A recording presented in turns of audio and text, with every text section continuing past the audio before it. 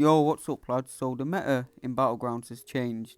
Now it's basically the war tactic, so Magic Thief defenders will go indestructible every 20 seconds, and the only way to get rid of this is by parrying, unless you're using a tactic attacker, which are ex-Magicka attackers. Then you'll be able to gain prowess by hitting the opponent's block, and these will get rid of the indestructibles as well. But not every defender is tactic, of course. This onslaught isn't a tactic defender, so this is basically a normal onslaught with a fate steal node. There's a fate steal node as well. Whichever champion has the lowest amount of power will get fate stealed every time that timer runs out, and there's also limber. And the first match I want to show here, I had 4 cool fights which I wanted to show. First one is this Ascended Photon versus a rank 2 Onslaught, and Photon is one of my favourite counters for Onslaught because she has high energy resistance, so she's not going to take much damage of those Neuro Shocks. She's not metal, so she can shrug the Neuro Shocks as well.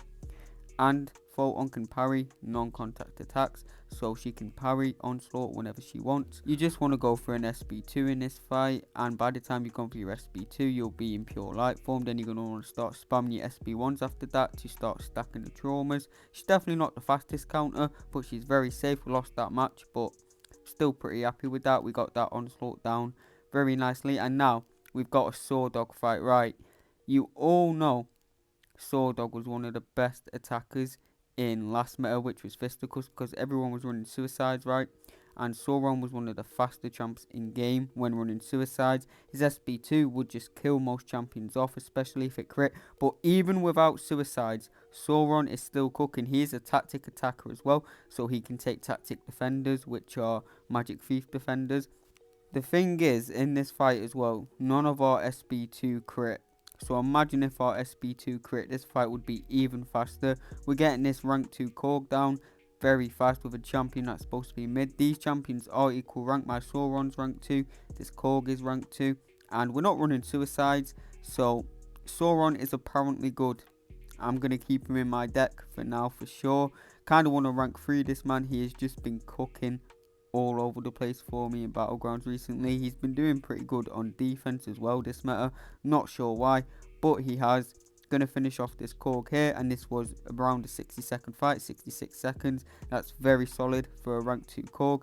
And now we've got this Penny Parker versus Nick, and Nick is a tactic defender, and he's probably one of the toughest defenders there is, because if you're not using a tactic attacker, you're going to have to parry Nick to get rid of the indestructible, and Nick does massive block damage. He goes unblockable, so you can't parry him at certain points, and him going unblockable is going to make you dex.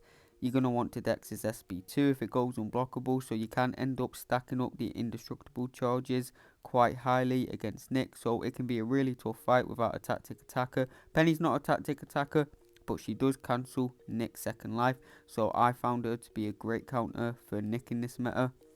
And the nice thing about Penny is when her sync shield is up, she is going to take 0 block damage of any blocked hits. Our sync shield is about to come back. I'll show you what I mean now. So look at our sync shield, it's at 100. Every time we take a blocked hit, it's going to do 0 damage until that sync shield runs out. Going to drop our SB2 here. That did massive damage, applied 22 incinerates, way too much overkill. Automatically cancelled his second life. You do need dupe for this, but Penny is definitely a great Nick counter. And now we've got a rank 3 7-star Domino here, and I'm using my Ascended Guardian.